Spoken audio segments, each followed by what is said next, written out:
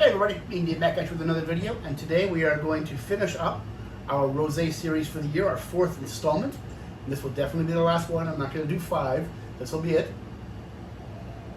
You can see I got 2 rosés in front of me right now, and there will be more than this for sure. I don't know how many. I have one more that I don't have out here, and there are at least one more, if not 2 more on the way.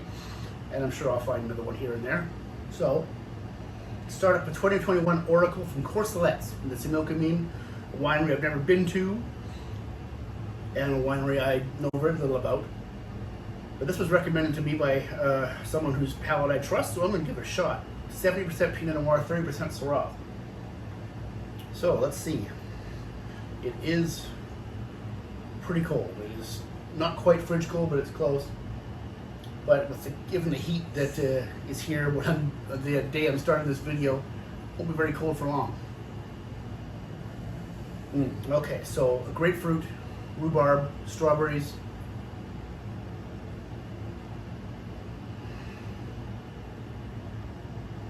red currant. I just feel like I'm getting a hint of spice, maybe like a little bit of white pepper, maybe. Kind of unusual in a rosé, although there's Syrah in this, but still. Okay, let's taste and see what it's like.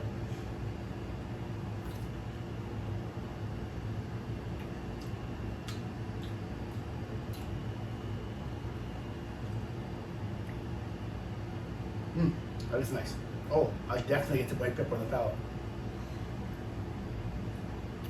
Wow. Okay, so strawberries come right up front. Citrus.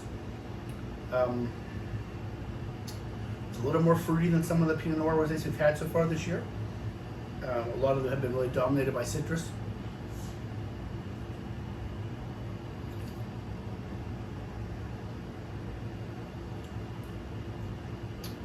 Raspberry. Blackberry.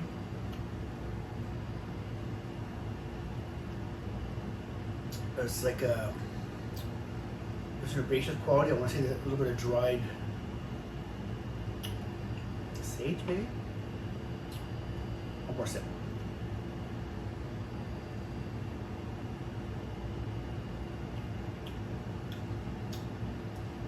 Yeah, it's nice rosé.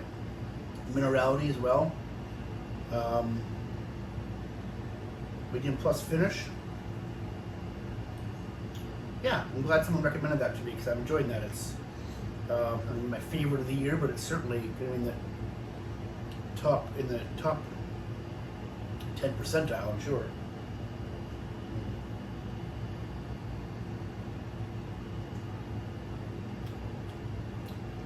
And yeah, there's a peppery note on the mid palate. Yeah, interesting. You don't get, it's different than a lot of rosés, but it's nice. It's good. Yeah. All right, let's get on to the next one. Okay, here we are on the next one, and we're going to try the big boy. This is the one that I usually like the best of all the Okanagan rosés, or at least it's right up there. And you might ask yourself, well, why are there 2 bottles here? We'll get to that in 1 second. But we're going to try CEDARCREEK Platinum 2021 Home Block Rosé. If you watched the first or second video in this series, you would have seen the regular CEDARCREEK Estate Rosé, which is also Pinot Noir and is lovely. This is their high-end one. It's 33 bucks, I think. I will put that up there. Oh, see, the funny thing is they tend to smell very similar.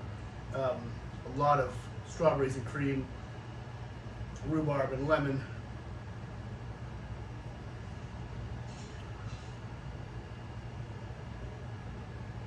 Red currant. Anyway, it smells darn good. Let's see if it tastes as good as it does every year. Come on, boys.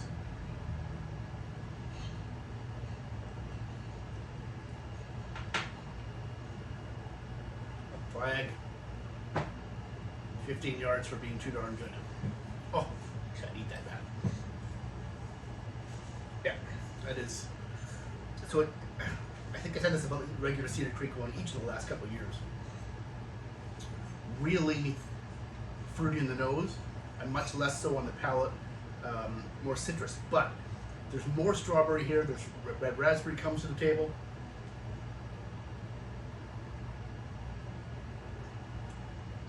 red currant. So whereas the estate one, I think, is a little more, let's say bitter, not for a bad way. It was delicious, but you know, the rhubarb flavors, that maybe a little bit of cranberry, the flavors that can be a little more stringent in some ways, and some people love that, and some people don't love it quite as much. And I like it, but I would prefer a little more fruit, and this one delivers the fruit as it always does. It's really quite spectacular.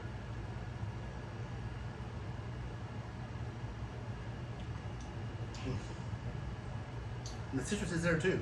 Like there's all kinds of lemon rind, comes up kind of on the side of your mouth there, to the mid palate, and then and it finishes kind of citrusy too. Although the citrus does dissipate a little bit, but it's really lovely. Okay, so why 2 bottles? Why would I bring up 2 bottles? Because they're not the same wine. For the first time, I'm pretty sure ever, as far as I know, and I could be wrong, they did 2 platinum rosés. This is the regular home block rosé, which I think is the same they've done in the past. This is the Seams Vineyard rosé. Yeah, also Pinot Noir, 100%. So, what's the Seams Vineyard? It's their next door neighbor, Martin's Lane, makes some world-class Pinot out of the Seams Vineyard. Obviously, they gave I'm sure they just gave CEDARCREEK some grapes. I know it's the same company, but still. The intercompany entries they'd have to make, tell them an accountant, would be a chaos there. So they make world-class Pinot Noir at Martin's Lane. Obviously, CEDARCREEK bought some of the grapes. You would assume for the rosé, they might buy some of the grapes that aren't quite up to the snuff of the regular Pinot Noir. Those Pinot Noirs go for $100 a bottle, or sometimes more. So, you know, they make some serious Pinot Noir in that vineyard. And I believe, and I'm not 100% sure about this, I believe that the vineyard's actually right next to the winery too. I think we actually saw that vineyard when we were there a year and a half or so ago. But, oh, let's go. I'm very much excited to try that. But I'm not going to do that right this exact second. I'm going to go sit and enjoy this one right now. We're right in the middle of our heat spell again in BC here, so again, I apologize for the side of the air conditioner, which is too hot to turn it off. I'm going to go enjoy this rosé with the wife tonight. I'll come right back. As far as you know, I'll be right back to try the Seams Vineyard. Okay, so the home block, the platinum home block rosé was delicious, as it always is. So this is my first, I believe this is the first time they've done this, but I could be wrong. This is the 2021 Seams Block Rosé. Smells a lot like the other one. I wonder how different it's going to be. It'd be interesting to find out. It's a little more subtle, I think, on the nose. It's a strawberry, raspberry, red currant. There's a hint of citrus there, like a blood orange.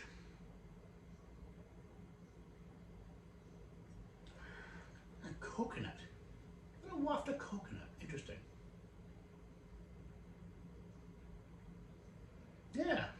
I don't remember the last time I experienced coconut on the nose in a rosé. Anyway, let's see what it tastes like.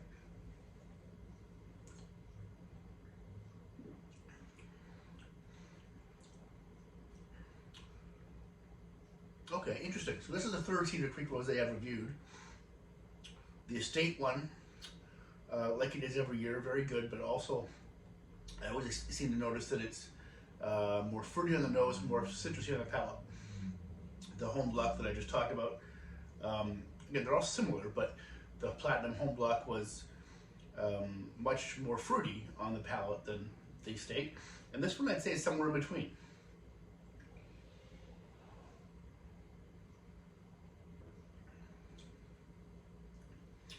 Yeah, this is tartar than the home block. It is tart cranberry and almost like an underripe strawberry, an underripe raspberry, a little bit of rhubarb. How do you hit that bitterness you get from rhubarb? Meyer lemon. Long finished. Finish is very long, no question about that. Quite tart though. So, not in a negative way like some of the other rosés I've reviewed that were punch you in the face tart. This is tart, and more tart than the home block I just talked about, but still nice.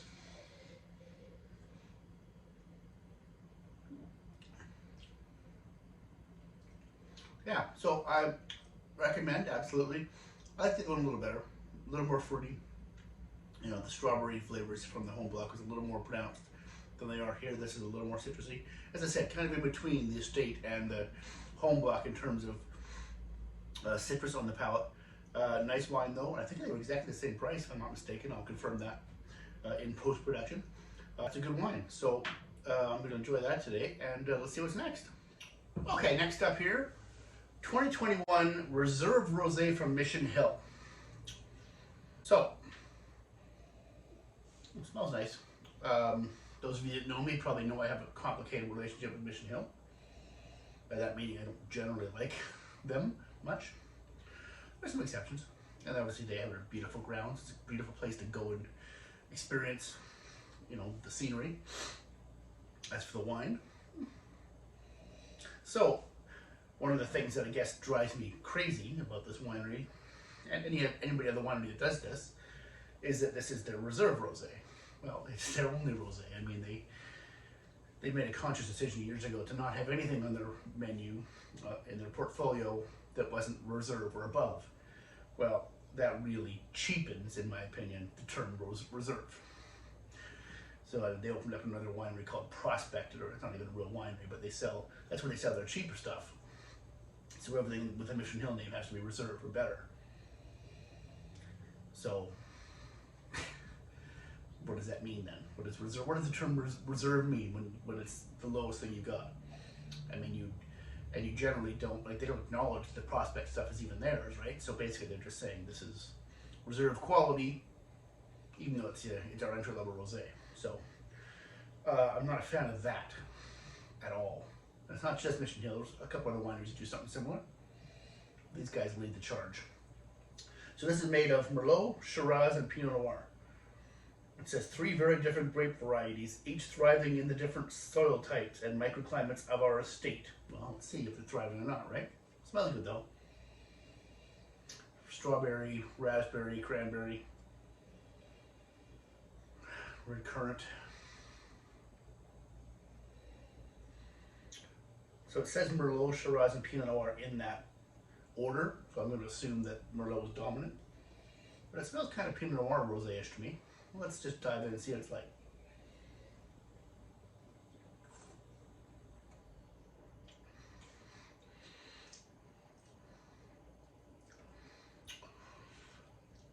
Well,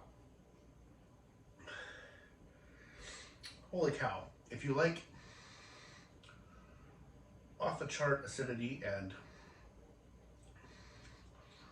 tart. Jamie, tart, sorry. Ted Lasso came into my mind there for a minute. Wow, it is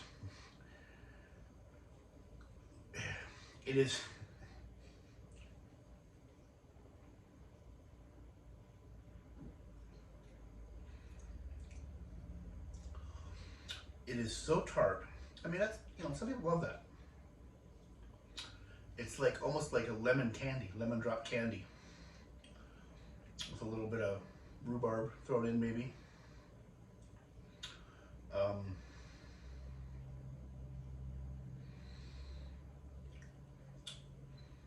Just a hint of like raspberry, but even the raspberry feels like it's tart raspberry to me. Like, you know, you get those raspberries that aren't sweet enough, which for me is most raspberries. I do like to put sugar on raspberries when I'm eating them. But some of them are close to sweet enough, and then some of them are really tart. That's what this is.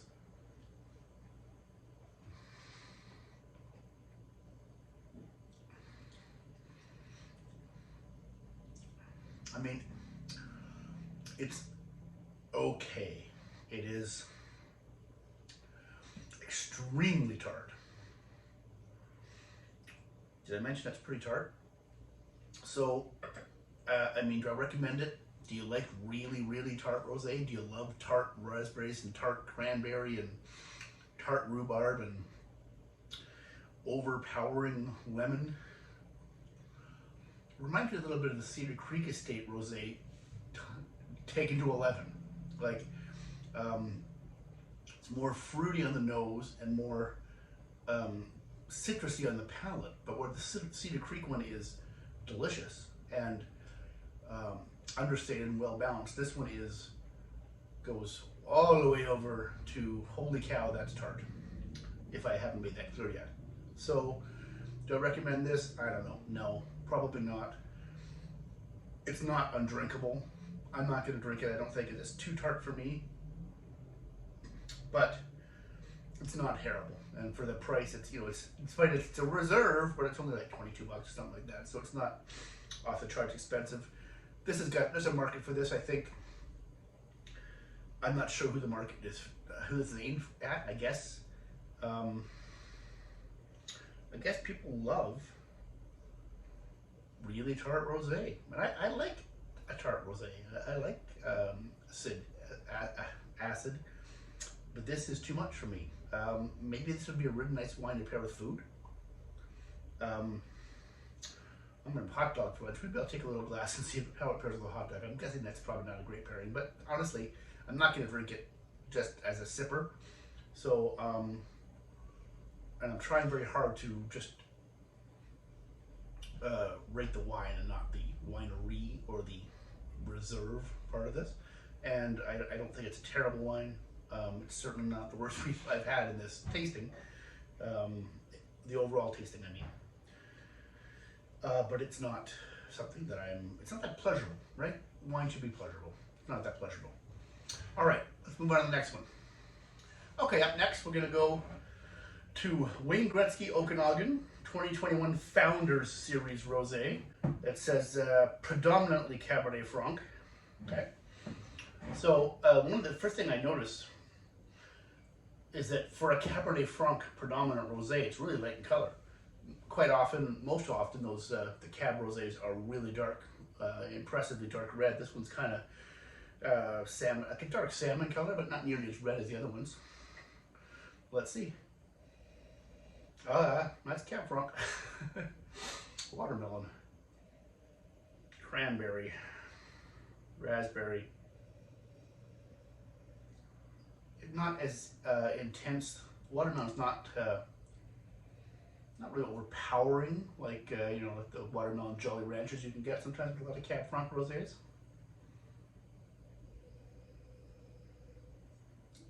A little bit of stone fruit there too. White peach maybe. All right, so it's definitely more subtle on the nose than the last one was, the Mission Hill, but let's see what it tastes like.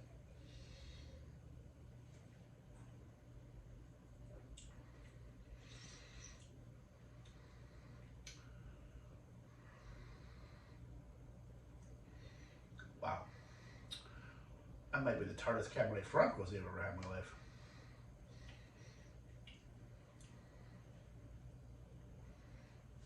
Is it just me? Have I forgotten what rosé tastes like? It's been, you know, probably a day since I had one.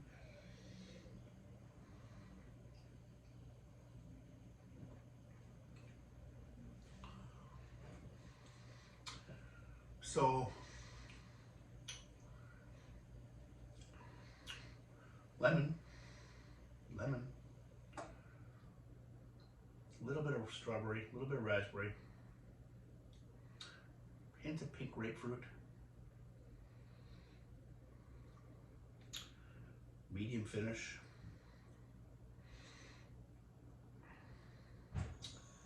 That's about all I'm getting here. I'm gonna get one more try, but I wonder how much Cab Franc is in this.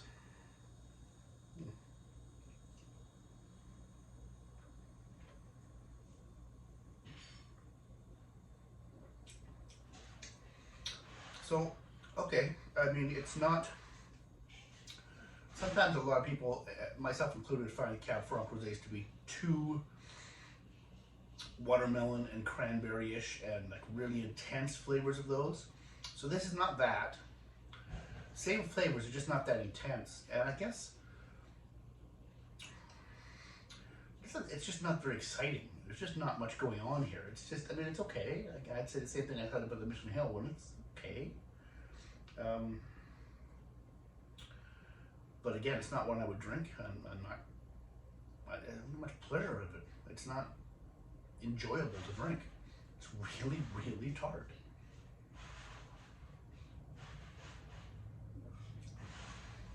Not quite as tart as the Mission Hill, but pretty darn tart. And it's got almost a strange aftertaste too. Finish is just short to medium, but I don't really love the finish on it. So this is one of those where certainly the greatest forward in hockey history. Some people say the greatest player ever. That's fine. We can have that debate one day. Does not make the greatest wine. Of course, he's not the winemaker. Although maybe he should start becoming the winemaker. So yeah, again, this is not an expensive rosé, but it's when you put on a rosé at that price, you get a chance to maybe punch above your weight class a little bit and really have provide a good quality to price ratio. With this, I would not say is that. It is above average, maybe a little bit, but it's just not something that I'm prepared to recommend anybody go out and spending money on.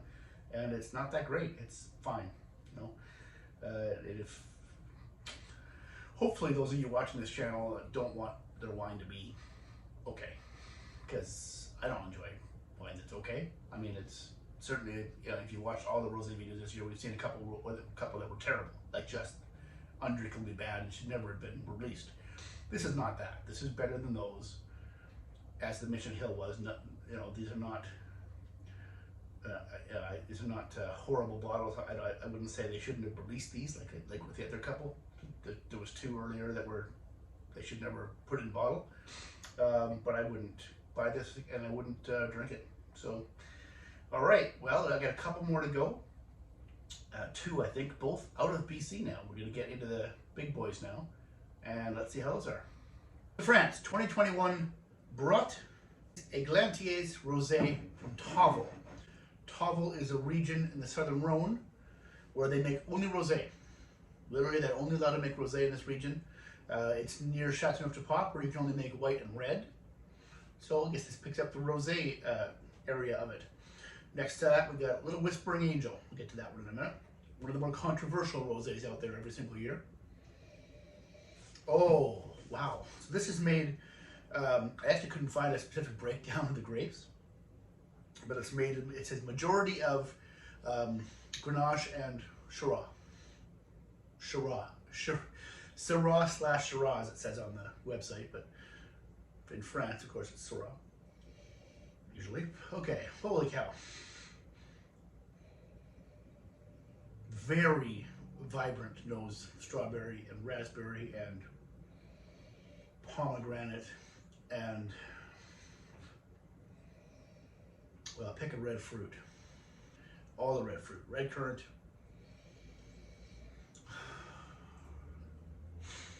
And then there, a little bit of, a little stone fruit too, like a little white peach. Maybe some nectarine. Smells lovely.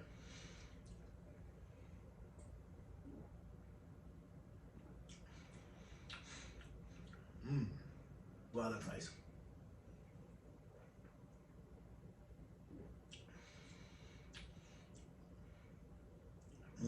It's intense, it's rich, it's round, it's full.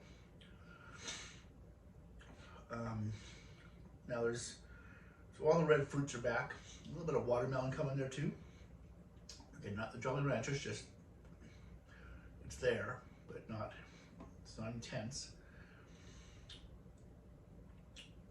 And it finishes with, similar to the nose, it finishes with like some white peach and some juicy nectarine. I believe this is only the second rosé I've ever had from Tavel. The first one wasn't that great at all. This is much better than that. And this should be fairly easy to find. I got this at BC Liquor Store here in Chilliwack a while ago, and BC Liquor Store here in Chilliwack is not a signature store. It's not, it's not high-end stuff. So if you can find this there, you can probably find it in most government liquor stores, wherever you're watching this from.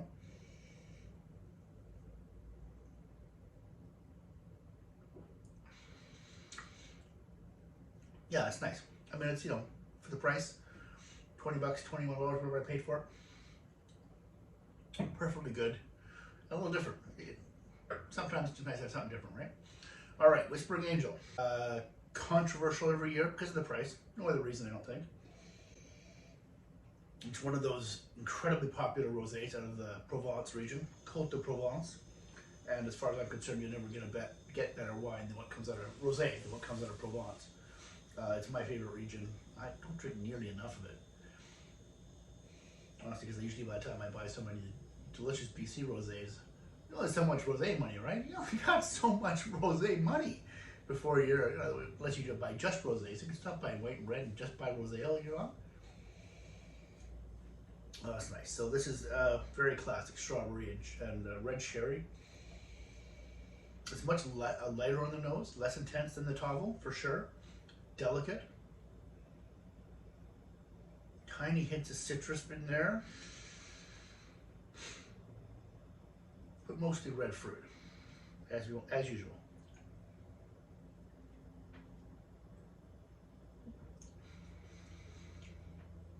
I mean, it's just good. It's just, I don't know, like I've had a lot of Provence Rosé the last 10 years, but even the last 3 or 4 years specifically. And usually when you go out to a liquor store, private liquor store, BC liquor store, wherever you're gonna go, it's not tough to find Provence Rosé, but it's tough to find the same ones over and over, in my experience. Except it isn't tough to find this one. You'll find this in any store on the planet probably. And that, you know, it's mass produced. There's a lot of it out there. And that's the kind of thing that turns people off sometimes. And it seems to be very similar every vintage. Now, those two qualities that don't necessarily line up with quality wine. They don't. That's you could say the same thing about Apothic, right? It's in every store, it's mass produced, and it's the same every year. And that's what they want it. And that might be the same case with Whispering Angel. The difference is that this is delicious, and it's delicious every year. I have to look back at my blogs to see what I scored every year, but I bet you I scored within 1 point every single year. I bet you it's, I'd be surprised if it's ever been below 91, and I doubt it's ever been above 93, but I bet you it's in that range every year, and this year will be no different.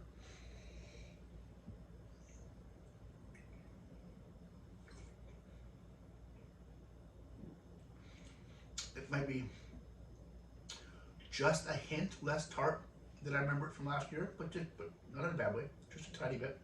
Could also be because I just had this rosé, which was very different. So my wife and I are gonna enjoy these over the next day or so. Good quality rosé like this will last another day. We'll be drinking it tomorrow too. It's lovely. So recommendations? Yes. Pay the money. You'll like this. If you just can't, well, I tell you, every time I ever get a complaint about recommending this wine, it's always about, it's too expensive for rosé. All right, fair. You don't want to pay 40, 45 bucks, whatever it is at this point, for a rosé. Don't, that's fine. You know, I'm not spending your money for you. I'm just recommending a good wine every year. It's maybe the most consistent of the rosés I've ever had. Now, there's one rosé out there, made by Chateau Minuti. If you've followed my blog, only rosé I've ever given 95, 96 points to. But it's $120 a bottle, and at that price it better be darn good, right? And it is. So that one's been pretty consistent as I've tried it. But of course, at $120, it's not one I try every year, and it's not one you can see in liquor stores every year. I haven't actually seen it for a couple of years. This one is you can count on the fact that you can get this rosé probably any time of the year, and certainly you want to buy yourself a case and sip it all year long. You are going to enjoy that wine. Pricey, sure. Delicious, always. This one here, much cheaper, and you know, if you want to, it's something different, right? How many rosés have you had from Tavel? Probably not that many. But it is as I said, it's only rosé, so the whole region is rosé, and this is very nice. You see the difference in the color, right? And the grapes aren't that different, but one's made in a very delicate Provence style, and this is much more bold and in your face. It's stronger on the nose, it's stronger on the palate. This is more delicate and precise, and To me, it's a little more interesting, but I still like this very much, and I would definitely buy this one again. So I recommend both of them. Might depend on your budget, and also might depend on what you're able to find. As I said, this one I found this one at a BC liquor store in Chilliwack, not a big store, easy to find. There, if it's there, it's everywhere. But this one is literally everywhere. So that's it. So thank you so much for hanging in there through this rosé video, the fourth and final one for 2021 or 2021 rosés. That is. Obviously, I do know it's 2022. Thank you so much for watching, and let me know in the comments what your favorite rosés are. Let me know in your comments what you think about Whispering Angel. I bet you most of you probably tried this at some point because it's everywhere, and just about everyone's had one. I'd be interested to see what you think of it. And that's it for now. Lots more videos coming up, so stay tuned. Until next time, drink great wine. See you soon.